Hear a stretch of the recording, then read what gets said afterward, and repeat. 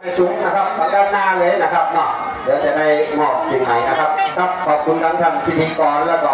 ขอบคุณขอสุมาแต่ทุกมีเกียรติทุกท่านนะครับ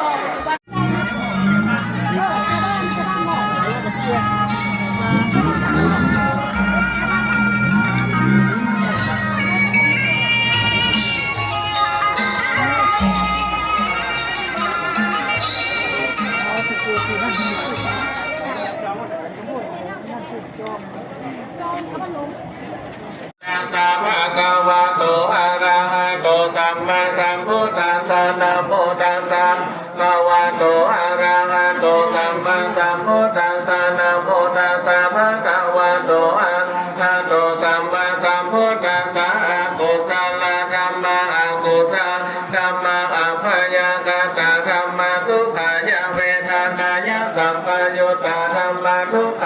เวทนายะสัม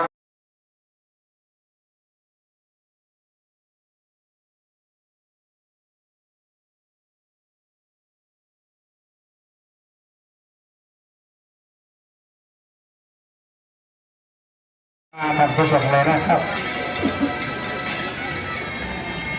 ให้ท่านเวียนเชิงตะกอน3 รอบนะครับ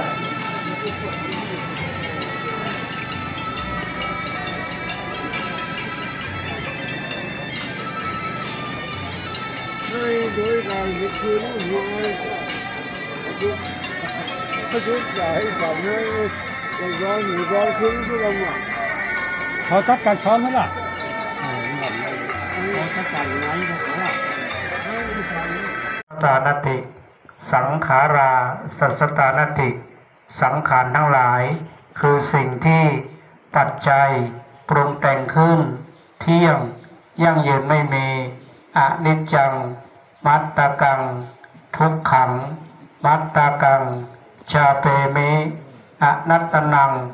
มัตตกังชาเปมิหังกายกัมมังวจีกัมมังมโนกัมมังอโหสิกัมมังโหนตุกรรมใดๆที่ข้าพเจ้าทั้งหลายได้ล่วงเกินต่อจิตดวงวิญญาณของแม่ชุมขัตติยะทั้งต่อหน้าและรับหลังทั้งเจตนาและไม่เจตนาก็ดีขอให้จิตดวงวิญญาณของแม่ชุมขัตติยะ